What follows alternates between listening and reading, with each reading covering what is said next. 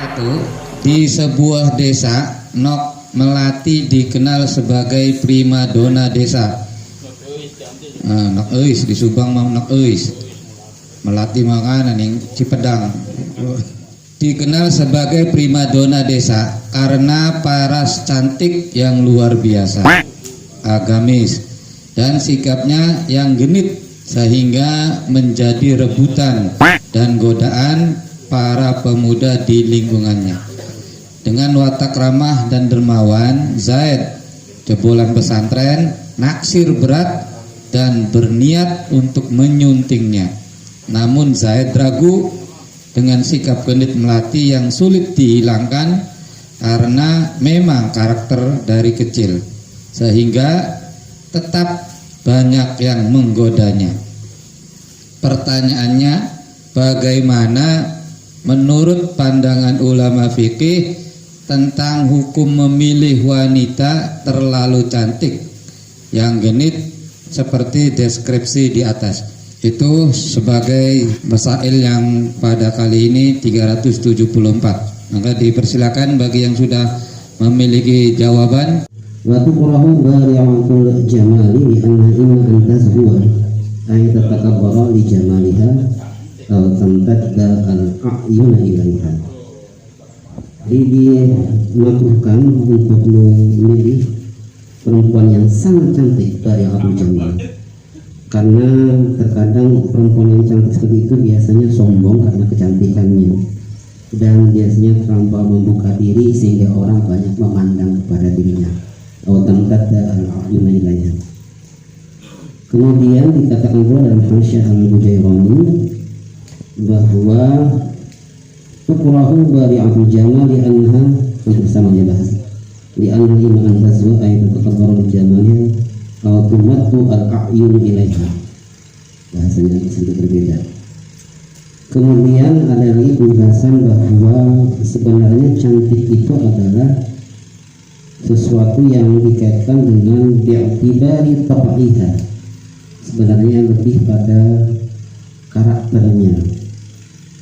Wal muradu bil jamal kama aftabi al-walid rahimahullah ta'ala al-wasfu al-qa'imu bidzati al-mustahsinu li dzati tabai as-salim. Jadi kecantikan itu sebenarnya lebih pada sifat-sifat yang melekat pada diri seorang dengan adanya attiba' as-salimah, karakter-karakter yang baik. Kemudian ada juga penjelasan bahwa cantik itu adalah, perempuan yang cantik itu adalah masalimat dzatu jamal, masalimat min at-takallumi fiha ay min fitnatin aw taqalluri fajirin ilaiha aw taqallubihi alaiha. Perempuan yang cantik itu adalah perempuan yang selamat dari perkataan-perkataan orang yang bersifat fitnah dan laki-laki yang maksiat kepadanya, atau taqawuli yang alaiha, dan perkataan-perkataan laki-laki yang maksiat atas sendirinya. Saya kira seperti itu. Jadi dimakruhkan untuk memilih perempuan yang seperti itu. Kepala AUA Kabus Wetan, beliau menemukan satu pendapat bahwa untuk memilih wanita yang terlalu cantik dan genit seperti yang dideskripsikan di atas itu hukumnya makruh, bukan sunnah, bukan wajib, karena yang dipandang dalam kecantikan itu bukan parasnya yang cantik tetapi akhlaknya. Itu menurut dari pendapat yang ditemukan oleh Bapak Haji Rasid. Terima kasih Pak Haji. Barangkali ada yang lain. Pak Haji Bunyani wajib. Lagu jauh kata Nabi. Warwa Ibnu Abbas dan Abdullah bin Amin radhiyallahu anhu qala Rasulullah SAW, la tujawwiju an-nisa li husnihinna fa asa husnuhunna ayurdiyahunna. Artinya jangan mengawin atau menikahi perempuan li husna karena cantiknya, karena bisa jadi bahwa kecantikan itu akan merusak, membinasakan. Ya, kadang-kadang nggak tenang lakinya. Oh iya, sangat tidak tenang. Iya, sebab tetanggane ku ngarep apa kayak mati lakinya. Pensing budak-budakan gue. Apa? Wala tujawijuna li amwalina, dan itu jangan sampai mengawin perempuan yang banyak harta banyak atau memandang harta banyak. Iya. Bahasa amwalhuna antut giyahuna, bisa jadi harta banyak itu akan membawa kelanjutan.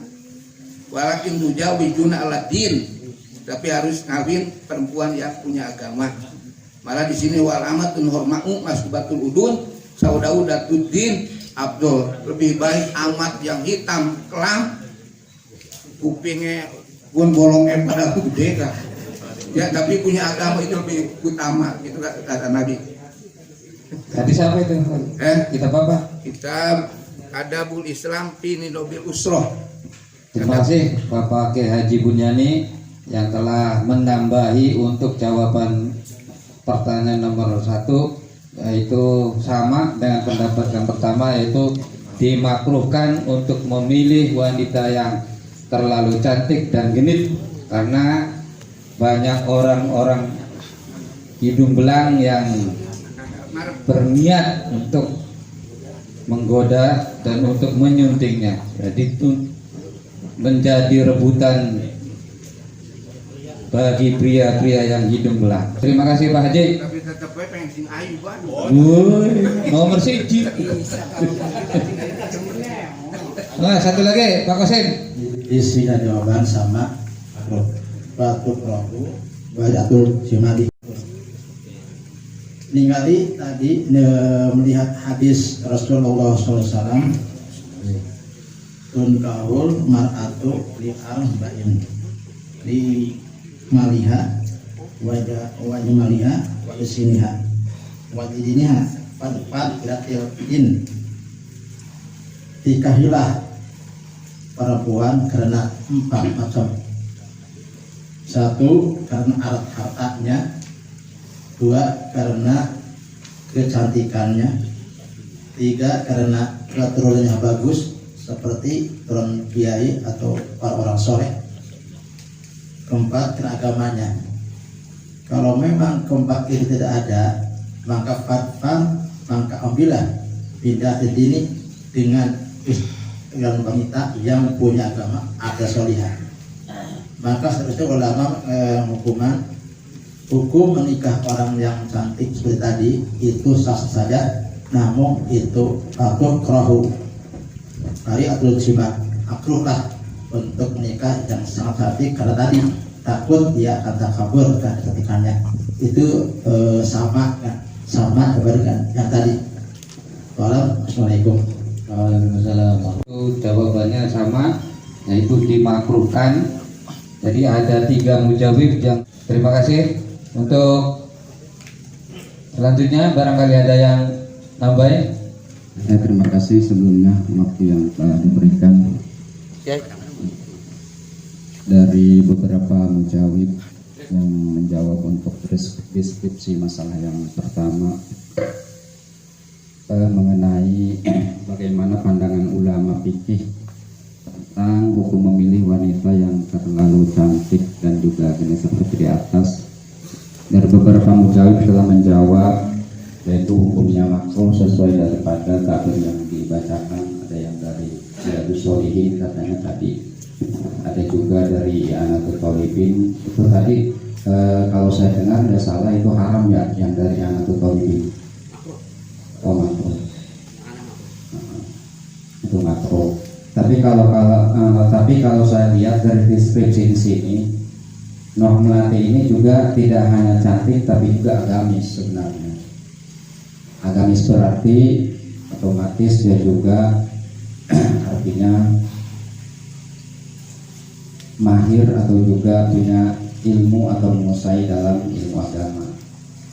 Tentunya kalau menurut saya, walaupun di dalam hadis yang dijelaskan oleh beliau atau mujawib Bapak Kiai Haji Bunyani mengenai hadis Nabi yang la tankihu itu la tankihu an-nisa li husnihinna fala'allahu yurdihinna wala limalihinna fa'allahu yurdihinna wankihuhunna lidin wala amatun sauda'u kharqa ada tabdinin abdul.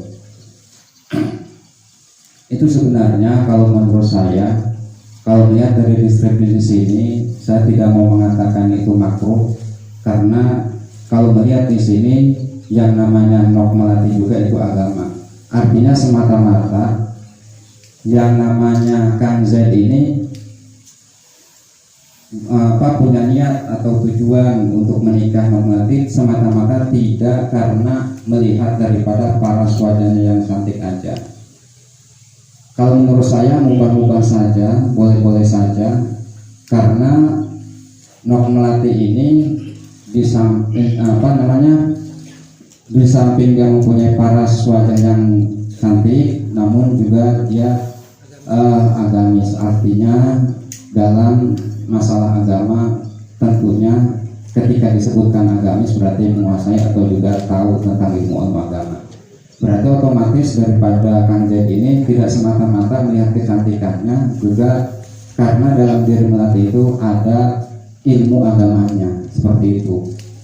Makanya kalau menurut saya dalam hadis itu juga la tankihu an-nisa, tidak ada korina, tidak ada tanda-tanda yang mengatakan secara jelas Nabi bahwa ketika kita menikahi perempuan yang lihusnihina falalu yurdihina, itu kalau memang benar-benar kita menikahinya itu karena kecantikannya. Dan itu juga la tankihu, tidak boleh menikahi, tidak ada korina di sana yang mengemukakan atau yang menjelaskan hukum makruhnya, seperti itu, atau juga hukum haramnya, atau juga yang lain-lainnya. Maka saya bisa mengambil kesimpulan, menurut saya itu boleh-boleh saja, artinya tidak sampai ke hukum makruh, seperti itu. Itu kalau memang la tankihu nisa lihusnihina fa'ala yurdina, kalau memang kita menikahi dengan tujuan atau karena melihat dari kecantikannya, karena takut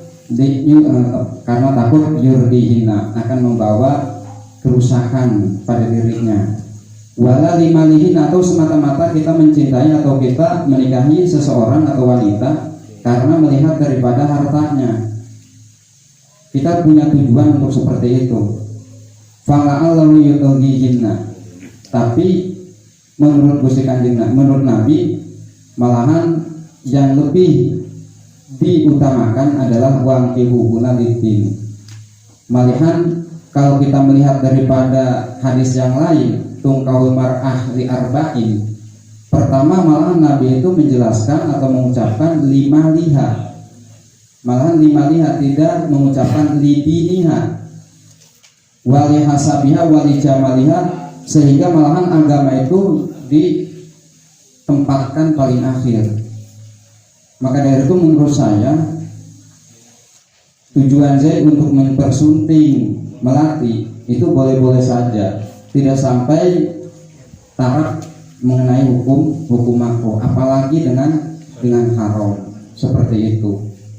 Karena apa? Karena sebenarnya yang namanya sifat manusia atau juga khususnya perempuan itu mungkin atau bahkan mayoritas yang namanya ini, ya. Maka menurut saya dalam hal ini saya berpendapat mubah-mubah saja, seperti itu, karena dalam diri nok melati juga dalam deskripsi masalah di sini ada bahasa agamisnya, kecuali kalau tidak disertakan bahasa agamis di sini, seperti itu. Terima kasih. Di sini saya bukan takbir yang langsung kata-katanya makruh. Ya. Qalbu wa jamilah ila akhirih ila angkot wa tukrahu bari'atul jamal, yang maksudnya keterlaluan cantiknya, itu langsung makruh terbuat. Di sini juga ada dari kitab Tarsihul Mustafidin wa tukrahu bari'atul jamal bahasanya. Kemudian dari Nihayatul Zain itu wa yukrahu nikahu dzatil jamal al-mufrid. Al-mufrid, saya rasa ya sekalipun itu agamis, kalau al-mufrid di zamannya ya barangkali akan timbul fitnah yang tidak gitu. Jadi ini jelas nggak ada bahasa agamis dan sebagainya di sini. Waktu rohu bari'atul jamal dan Tarsihul Mustafidin Kemudian nihayatul Z wa yukrahu nikahu dzatil jamal al mufrid itu jelas makruh. Ya anda masyarakat min fitnatin, ya karena biasanya tidak lepas daripada fitnah, pasti ada banyak fitnahnya itu. Terima kasih.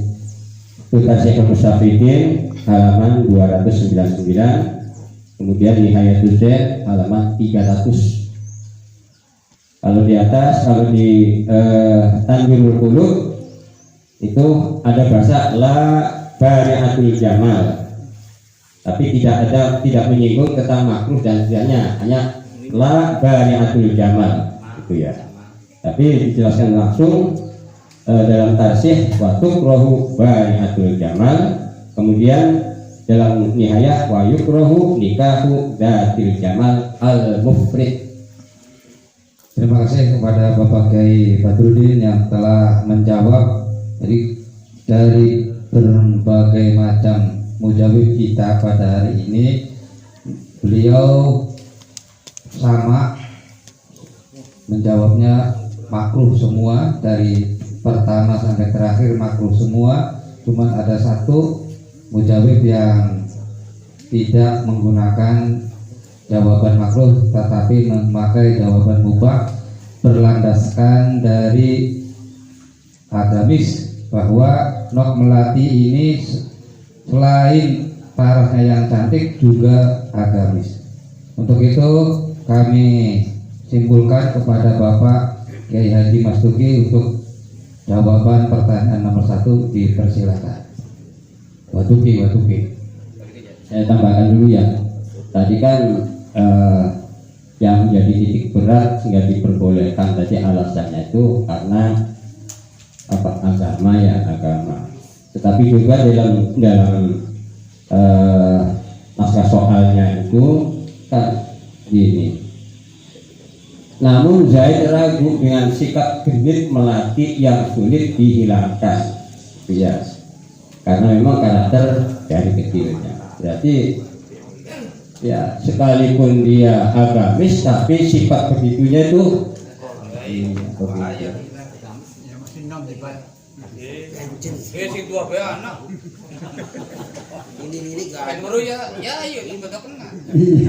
Mangga Watuki simpulkan. Ya gamblang ABC. Ini kalau di arba'ah ini kan jelas orang usah disimpulkan. Ya intinya makruh. Apa sih kapan banget apa sih mau kah hidung belang yang urusannya ya. Masih tum. Wis kan monon baik gitu sih. Ini saya menambahi untuk mengarah perjawaban ini. Ya, gimana Pak Haji?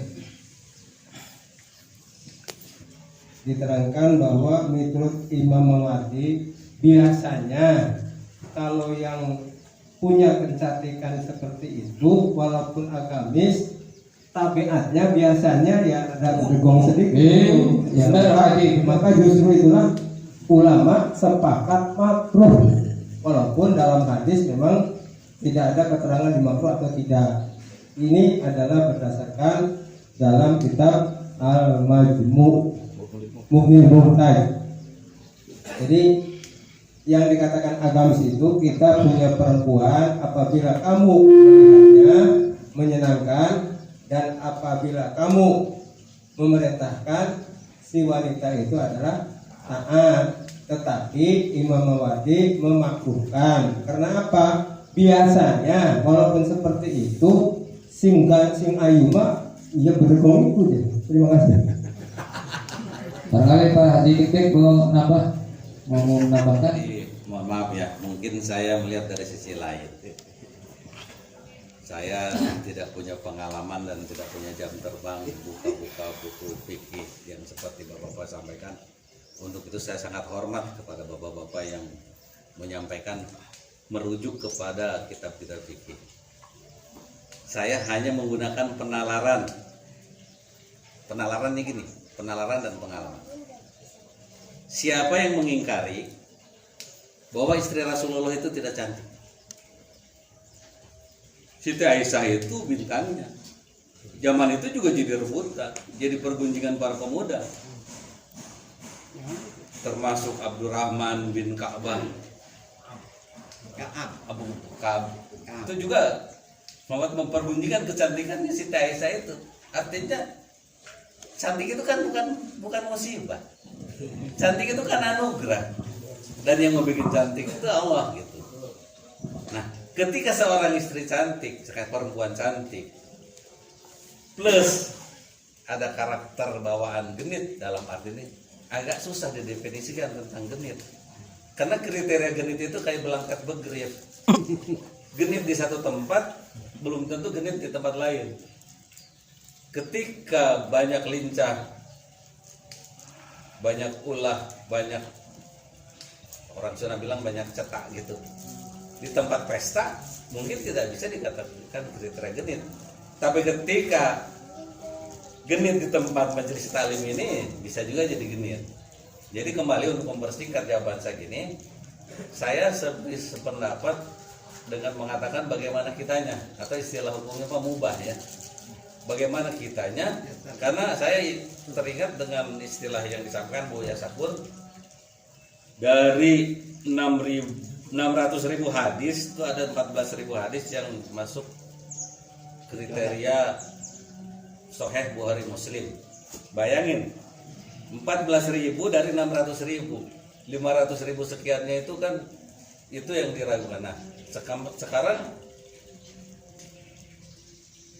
saya berpegang kepada apa yang disampaikan Bu Yasakur saja. Tingkat kebenaran hadis itu jangan bertanya siapa yang paling benar, tetapi yang argumentasinya paling tepat sesuai dengan situasi yang ada, ukurannya kemaslahatan. Jadi kalau naksirnya itu dengan kemaslahatan, dengan tujuan agama yang lebih baik dan memperbaiki, menghentikan fitnah dan sebagainya, alangkah mulianya itu.